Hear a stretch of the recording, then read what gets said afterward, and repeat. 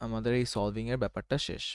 আচ্ছা, এখন আমরা যেই রুলটা দেখব, আমরা কত নাম্বার রুল শেষ করলাম? 7 ছিল, তাহলে এখন হবে স্যার 8। স্যার অ্যারাউন্ড 7টা হইলো আমার রুল, তাহলে এখন আমি আমার 8th নাম্বার রুল লিখি।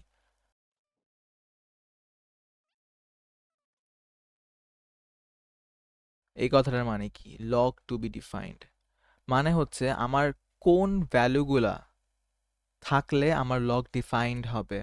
কিছু কিছু ভ্যালু থাকলে তুমি দেখবা, তুমি যদি ক্যালকুলেটরে ভ্যালু দাও, ওই ভ্যালুগুলা দিলে তোমার ক্যালকুলেটর তোমাকে কোনো অ্যান্সার দিবে না, তোমাকে বলবে ম্যাথ এরর। কারণ তখন তোমার লগ আনডিফাইন্ড হবে। আনডিফাইন্ড মানে হচ্ছে ম্যাথ এরর। তো এই লগকে ডিফাইন করার জন্য আমার ভ্যালুর একটা রেঞ্জ আছে, ওই রেঞ্জটা আমার জানা লাগবে। সো লগ আমার কি, আমার ধরো আর্গুমেন্ট যদি এ হয় আর বেস যদি আমার বি হয়, তখন আমি একটা জিনিস বলতে পারবো যে আমার এ এর ভ্যালু অলওয়েজ 0 থেকে বড় হইতে হবে, 0 হওয়া যাবে না, 0 থেকে বড় হইতে হবে। আর বি এর ভ্যালু আমাদের 0 থেকে বড় হইতে হবে। অলসো বি এর ভ্যালু আমাদের 1ও হইতে পারবে না, 0 থেকে বড় হইতে হবে, এবং 1 হইতে পারবে না। B cannot be equal to 1।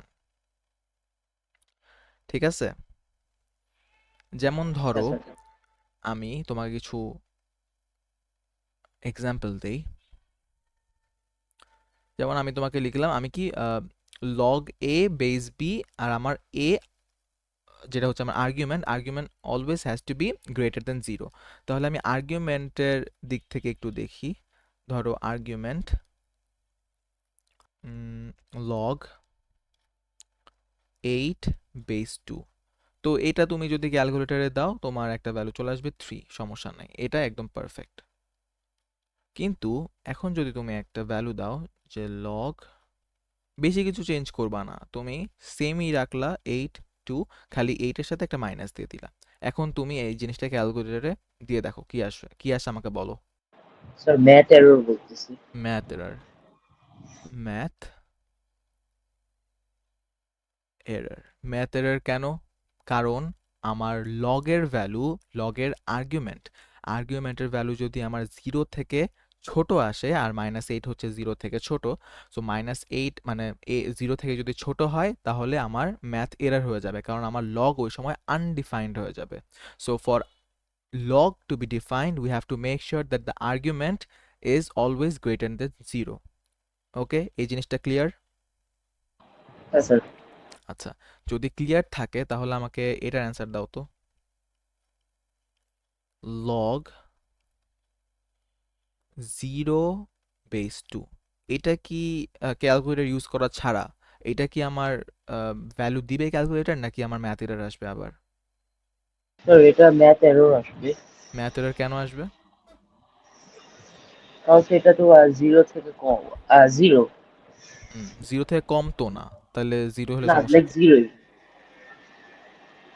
কারণ হুম, স্যার এটা জিরো থেকে বেশি হইতে হবে। হ্যাঁ, 0 থেকে বেশি হইতে হবে। Very good. সো আমার 0 হইলেও চলবে না, আমার 0 থেকে বেশি হইতে হবে। যদি 0 হইলে চলতো, তাহলে আমি এই সাইনটা দিতাম যে greater than or equals to 0। Greater than or equals to 0 মানে তোমার 0 তোমার অ্যালাউড। কিন্তু এই গ্রেটার দেন সাইন মানে হচ্ছে 0 থেকেও বড় হইতে হবে, 0 হইলেও চলবে না। So it will also be a math error. Clear? হ্যাঁ স্যার। আচ্ছা, ক্লিয়ার যদি হয় তাহলে আমি আর্গুমেন্টেড ব্যাপারটা দেখে ফেললাম। এখন আমি একটু বেজের কথা দেখি। বেস, বেস যদি হয় আমার লগ 8, আমার এই সেম কোয়েশ্চেনটা আমি নিলাম, কিন্তু এবার 2 এর জায়গায় আমি মাইনাস দিয়ে দিলাম, আমার অ্যান্সার কি আসবে?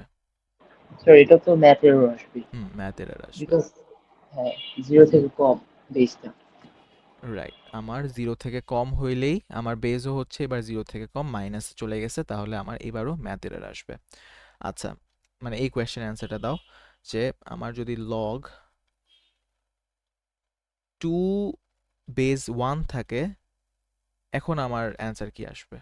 তো এটাও ম্যাথেরও আসবে বিকজ এটা বেসটা হচ্ছে লাইক 1, হুম, এটা 1 এর সমান হইতে পারবে না। গুড। আমার বেজ 0 থেকে বড় হইতে হবে। অলসো আমার 1 হইতে পারবে না। এটা আমার একটা এক্সেপশন যে আমি 1ও দিতে পারবো না বেস। ওকে? কারণ কি, আমি যদি একটু ডিপে যাই, একটু থিওরির দিকে যাই, আমি তোমাকে থিওরিটাও বলি। আমার ধরো লগ এ মানে log b base a equals to c আছে, তাহলে আমার ইন্ডেক্স ফর্মে এটা কি হয়?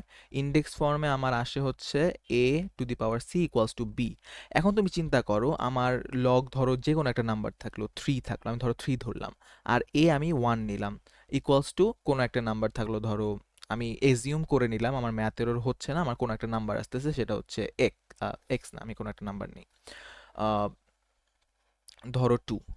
তো আমার যদি আমি এই জিনিসটাকে ইন্ডেক্স ফর্মে আনতে চাই, তাহলে আমার কি আসবে? ইন্ডেক্স ফর্মে আনলে এ টু দি পাওয়ার, আমার পাওয়ারটা আমার মানে আমার রেজাল্টটা এবার পাওয়ার হয়ে যাবে এ স্কোয়ার ইকুয়ালস টু 3। এটা কি কোনোভাবে পসিবল যে আমি 1-এর পাওয়ারে যে নাম্বারটা দেই আমাকে কোনো ডিফারেন্ট একটা নাম্বার দিবে? কোনোভাবে এটা পসিবল? না স্যার। তুমি এই 1-এর জায়গায়, মানে 1-এর পাওয়ার হিসেবে তুমি যে কোনো নাম্বার দাও, 100 দাও, 1000 দাও, অথবা 99 দাও, যেই নাম্বারই দাও, ইউ উইল গেট 1, তাই না? হ্যাঁ স্যার। সো এটা কি পসিবল যে তুমি 1-এর পাওয়ার হিসেবে তুমি অন্য কোনো একটা নাম্বার দিলা, অন্য নাম্বার দিয়ে তুমি আরেকটা নাম্বার পেয়ে গেলা? এটা কখনোই পসিবল না। So it will be math error. বুঝা গেল?